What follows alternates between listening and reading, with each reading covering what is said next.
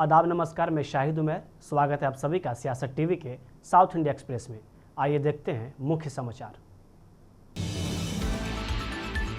हैदराबाद के कांचागचिबौली में 100 एकड़ क्षेत्र में जंगल नष्ट किए जाने पर सुप्रीम कोर्ट ने कड़ा रुख अपनाया है।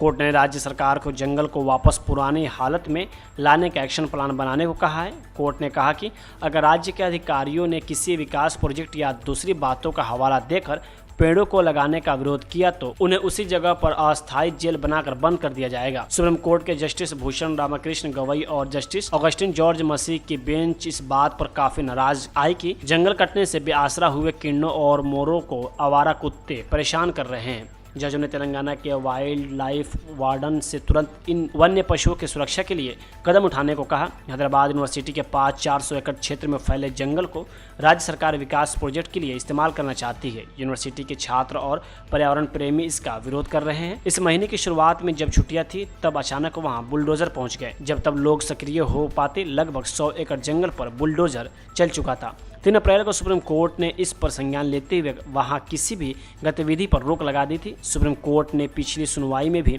कहा था कि वह वनों के संरक्षण पर अपने 1996 के फैसले का उल्लंघन करने के लिए तेलंगाना के मुख्य सचिव को जेल भेजेगा। आज राज्य सरकार की पैरवी करने के लिए वरिष्ठ वकील अभिषेक मनु सिंघवी पेश हुए। उन्होंने कहा कि पूरे मामले को बढ़ा चढ़ाकर बताया जा रहा है। जज सिंघवी की बातों से सहमत नहीं हुए। उन्होंने कहा कि वह नौकरशाहों की तरफ से अपने बचाव में कहीं जा रही इन बातों को नहीं सुनेंगे। निजी पेड़ों को काटने के लिए भी मंजूरी लेनी पड़ती है। यहाँ कागजी अनुमति दिखाकर 100 एकड़ जंगल को नष्ट कर दिया गया। कानूनी प्रक्रिया का पालन नहीं किया गया। इसलिए सबसे पहले अधिकारी यह बताएं कि वह उस जगह को पुरानी स्थिति में कैसे लाएंगे।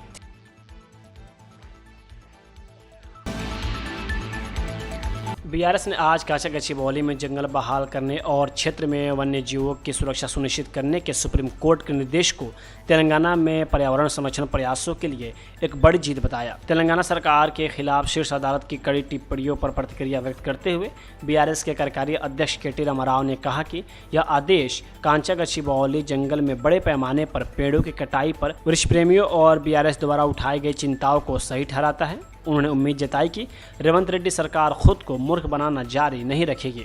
उन्होंने एक बयान में कहा, बीआरएस सुप्रीम कोर्ट के निर्देशों को तहे दिल से स्वागत करती है।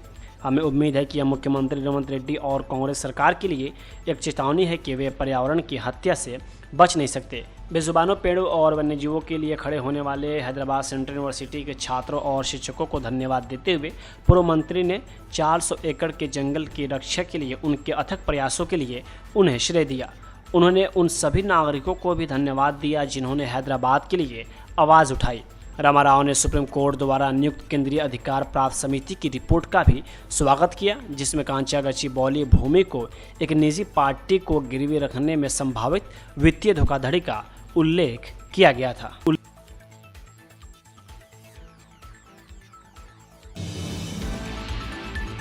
केंद्रीय मंत्री और बीजेपी तेलंगाना अध्यक्ष जी किशन रेड्डी ने एमआईएम प्रमुख असदुद्दीन ओवैसी को कांग्रेस और बीआरएस पार्टियों का बिग बॉस बताया और कहा कि आगामी जीएचएमसी चुनाव में असली लड़ाई बीजेपी और एमआईएम के बीच होगी। यह कहते हुए कि भाजपा का राज्य में कांग्रेस सरकार को गिराने का कोई इरादा नहीं है। उन्होंने यह भी टिप्पणी की कि जब भी चुनाव होंगे भाजपा सत्ता में आएगी। किशन रेड्डी ने अपने राजनीतिक ब्रांड की तुलना मुख्यमंत्री रेवंत रेड्डी से की। उन्होंने रेवंत रेड्डी के यंग इंडिया को एक ऐसा ब्रांड बताया जिसका मतदाता मूल्यांकन करेंगे, जबकि उन्होंने दावा किया कि उनकी पार्टी का अपना ब्रांड राष्ट्रवाद है। हैदराबाद सेंट्रल यूनिवर्सिटी भूमि विवाद पर किशन रेड्डी अपने सोशल मीडिया पोस्ट पर कायम रहे। उन्होंने कहा है कि यदि उन्होंने जो तस्वीर पोस्ट की थी वह एआई जनरेटेड थी तो उन्होंने कभी दावा नहीं किया कि यह वास्तविक तस्वीर थी। उन्होंने कहा कि वह किसी भी कानूनी कार्रवाई का सामना करने के लिए तैयार है। उन्होंने हैदराबाद सेंट्रल यूनिवर्सिटी भूमि पर हिरण और वन्यजीवों के अन्य रूपों की उपस्थिति की पुष्टि की है और बिना अनुमति के पेड़ों को काटने, आधी रात में पेड़ों को काटने के लिए फ्लड लाइट का उपयोग करके पर्यावरण और वन संरक्षण कानूनों का उल्लंघन करने के लिए सरकार की आलोचना की।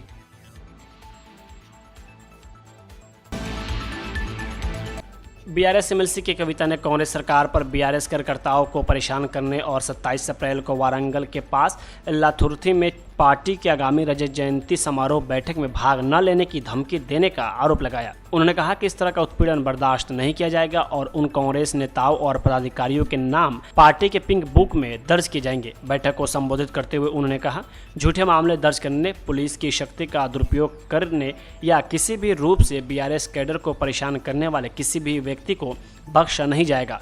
कविता ने कहा कि पार्टी अध्यक्ष के चंद्रशेखर राव एक अच्छे व्यक्ति हैं। उन्होंने बीआरएस कैडर को निशाना बनाने वाले कांग्रेस नेताओं को ब्याज सहित भुगतान करने की कसम खाई है। उन्होंने कहा कि बीआरएस कार्यकर्ता सत्ता में बैठे लोगों की ऐसी खोखली धमकियों से नहीं डरेंगे।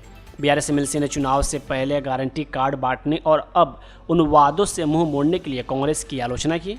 उन्होंने व्यंग्यात्मक लहजे में कहा, यह सरकार लोगों को धोखा देने और महज 1.5 साल में उनकी नफरत का सामना करने के लिए नोबेल पुरस्कार के हकदार है। उन्होंने याद दिलाया कि बीआरएस का जन्म तेलंगाना राज्य के लिए बलिदान और संघर्ष से हुआ था। उन्होंने आगे कहा कि तेलंगाना उपहार में नहीं मिला था। हमारे नेता चंद्रशेखर राव ने राज्य के लिए लड़ने के लिए केंद्रीय मंत्री का पद छोड़ दिया था। कांग्रेस ने तेलंगाना को 10 साल तक टाला, जिससे अनगिनत शहीदों को बलिदान देना पड़ा।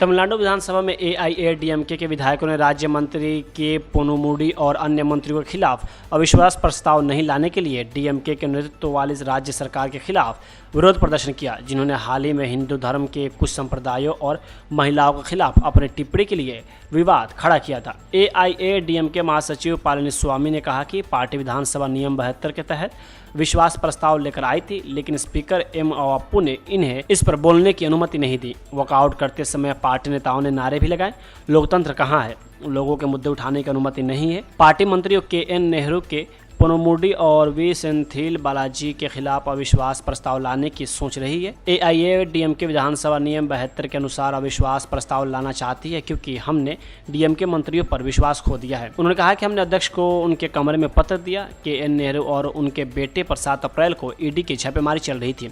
मंत्री के पोनुमुडी ने महिलाओं और हिंदू धर्म के खिलाफ अपमानजनक टिप्पणी की। वी सेंथिल बालाजी के कार्यालय की ईडी ने तलाशी ली, इसलिए हमने एम.के. स्टालिन के मंत्रियों के खिलाफ अविश्वास प्रस्ताव लाने के लिए पत्र दिया, लेकिन अनुमति नहीं दी गई।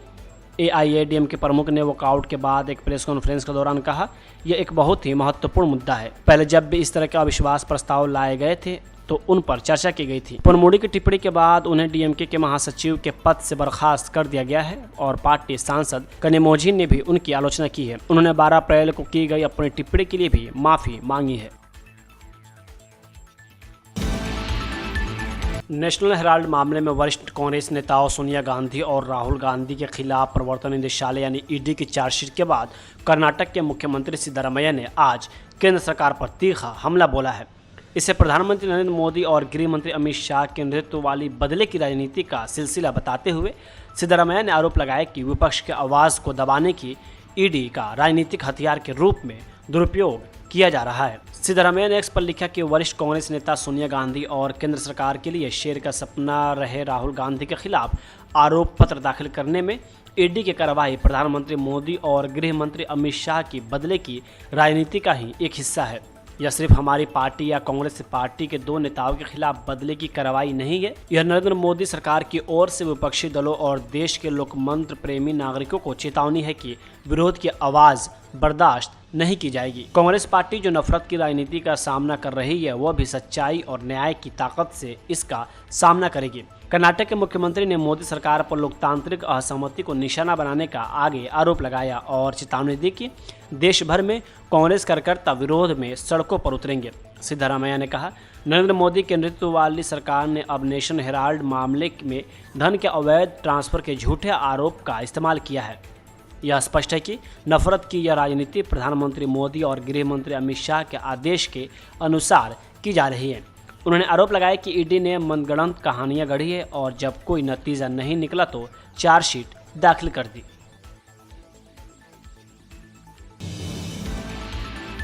नेशनल हेराल्ड मामले में राहुल गांधी और सोनिया गांधी के खिलाफ ईडी की चार्जशीट पर कांग्रेस अध्यक्ष मल्लिकार्जुन खड़गे ने कहा कि हमने एक संगठन से दूसरे संगठन को चलाने के लिए पैसे उधार लिए, इसमें क्या गलत है। पंडित नेहरू द्वारा शुरू किया गया अखबार तब बंद कर दिया गया था जब हम सत्ता से बाहर हो गए थे, हमने बस इसे पुनर्जीवित करने की कोशिश की। अरे मैं बोला ना, लिविंग क्या उन सरकारी पैसे लेके करप्शन करे? एक संस्था से उधार लेके दूसरे संस्था चलाने के लिए करे सो है। और इसमें गलती क्या है? एक बंद हुआ पेपर जो पंडित जवाहरलाल नेहरू जी के ज़माने में शुरू हुआ था, बीच में हमारी सरकार नहीं थी, उस वक्त बंद हुआ था। जब बंद हुआ, बहुत से यानी नेहरू जी के बाद वो पेपर आहिस्ता आहिस्ता कमज़ोर हो गया पैसे से, तो वो हमने चलाने की कोशिश करे। इससे करप्शन कहाँ आ गया? करप्शन बोले तो किसी का काम करता हूँ बोल के पैसे लिए तो करप्शन, या हुकूमत में रह के अगर पैसे लिए करप्शन। ये तो देश के लिए, ये पेपर चलाने के लिए वो नेहरू जी ने किया था। कौमी आवाज़ और एक जहाँ नवजीवन और नेशनल हेराल्ड, 3 पेपर निकाले थे उन्होंने, तो हिंदी में एक, उर्दू में एक, इंग्लिश में। अब उनका ऑर्गेनाइजर को, उनके जो बड़े बड़े संस्थाएं वो बन रहे हर जगह, इतने बड़े बन रहे हैं, इतना पैसा सिर्फ 8-9 साल में ही कहाँ से आ गया? हर जिले में तुमको आरएसएस के बिल्डिंग मिलेंगे, बीजेपी के ऑफिस मिलेंगे। भाई आप 100 साल हो गए आरएसएस को, बिल्डिंग एक भी नहीं बने। अब यही 10 साल में तुमको इतना कौन डोनेशन दिए, कितना? और दूसरों को आप पूछते हैं। तुम हर जिले में, हर तालुके में, हर सिटी में बड़े बड़े बिल्डिंग्स बना रहे, कमर्शियल बिल्डिंग बना रहे।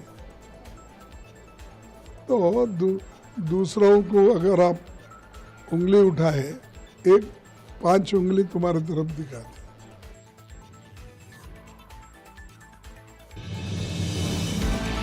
केंद्र सरकार ने हाल ही में वक्फ संशोधन अधिनियम 2025 को अधिसूचित किया था। कानून के खिलाफ सुप्रीम कोर्ट में कई याचिकाएं दायर की गई थी। सुप्रीम कोर्ट ने आज 73 अर्जियों पर सुनवाई की, जिसमें AIMIM प्रमुख असदुद्दीन ओवैसी की याचिका भी शामिल है।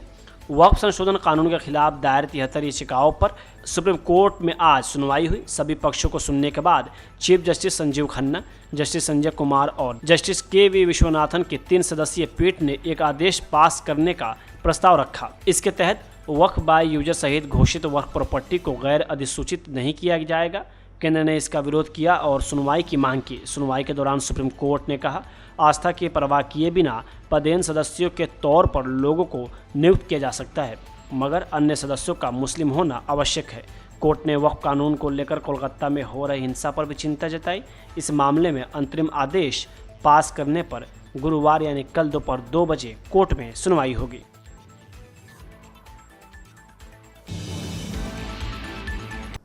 साउथ इंडिया एक्सप्रेस यहीं होता है समाप्त। मुझे दी इजाज़त। बाकी खबरों के लिए बने रहें सियासत टीवी के साथ।